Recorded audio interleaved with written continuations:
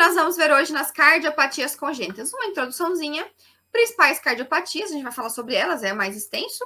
Como que a gente faz o diagnóstico das cardiopatias congênitas no recém-nascido e na criança maior também, tá? O tratamento inicial, vamos calcular juntos a prostaglandina, sistematização da abordagem inicial e é isso, tá? Então, é isso que nós vamos ver hoje. Parece algo pequeno e simples, porém não será. Vamos conversar sobre isso, tá? O tratamento eu não vou falar só da prostaglandina, eu vou falar de outras medicações também, certo? Mas de cálculo mesmo, de exemplo, igual vocês sabem que eu faço sempre aqui nas aulas, vai ser mais da prostaglandina, tá bom? E um resumão, uma sistematização para a gente aprender de vez a manejar esses pacientes na emergência, tá? Então vamos lá. Qual que é o objetivo da emergência? Não só nas cardiopatias, tá? Mas é a gente reconhecer as situações o mais rápido possível e estabilizar o paciente. Então, a gente não precisa de o diagnóstico anatômico, eu não preciso de um ecocardiograma para eu avaliar que meu paciente está num choque, né? Por exemplo, choque cardiogênico, que ele tem algum sinal de alguma malformação cardíaca, né? Tá cianótico, não é cianótico, baixo débito, não é. Então, eu consigo com isso clinicamente, porque eu sei que muitos de vocês trabalham em locais que têm baixo acesso aos especialistas. Então, se você for esperar essa criança, né, que está aí numa emergência cardiológica, um cardiologista para avaliar e fazer um eco, para fazer o diagnóstico anatômico certinho, essa criança já morreu, certo? Então, é importante a gente ter noção entre as diferentes cardiopatias, baseado no que eu vou falar tudo para vocês aqui. Sinais vitais, exame físico, ausculta, a gente vai ver como vai ser. A história clínica também é muito importante, então a gente tem que ter essa boa noção para poder já, mais ou menos, ter uma noção do diagnóstico, tá certo? Então, depois que você fez tudo isso aí você paid cardio, ok? Certo? Eu gosto de Grey's Anatomy, deu pra vocês perceberem, né? Então tá. Então, vamos lá. O que são as cardiopatias? São defeitos estruturais do coração. O coração tem algum defeito, algum buraco a mais que não devia, algum vaso que está mais obstruído, ou foi conectado num lugar que não deveria, certo? E aí, lógico, dentro, e é uma alteração na formação intraútero e que vai ter repercussões ali na sua vida fetal e após o nascimento, tá? Mais ou menos 30% das malformações congênitas, tá? São cardíacas. Então, de todas as malformações, 30% são cardíacas, é bastante, né?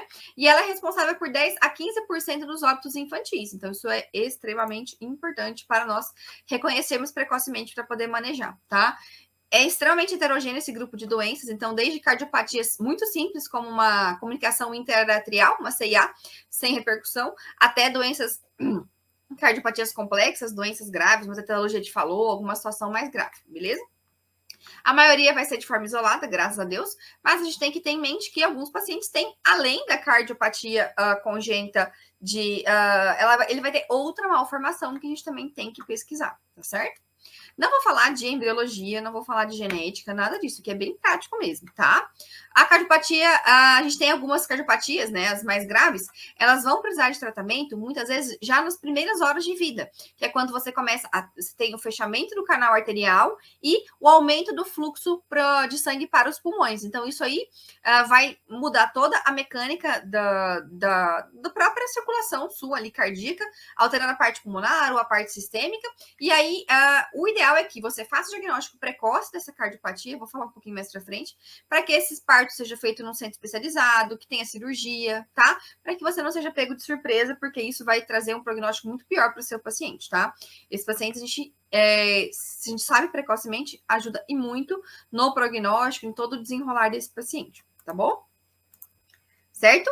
Então, o que acontece, tá? A gente tem ali o lado direito. Então, o lado direito vem Eu sempre trago uma introduçãozinha, porque a gente, quando fica já mais macaco velho, trabalhando muito, a gente fica muito prático e a gente esquece um pouco dessas coisas mais básicas da faculdade. Então, eu pergunto para os meninos do 6º ano da faculdade, quantas veias pulmonares a gente tem? E eles dão uma escorregada e esquecem que a gente tem 4 veias pulmonares, tá? Então, acontece, tudo bem, todo mundo já passou por isso, certo?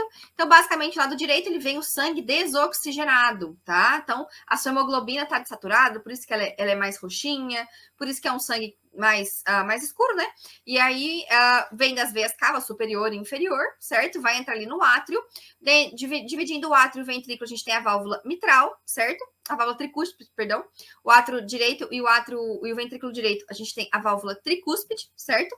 Então, a gente divide aqui. Ventrículo direito vai para a pulmonar, tronco da pulmonar direita e esquerda, certo? Injetado lá para a parede pulmonar.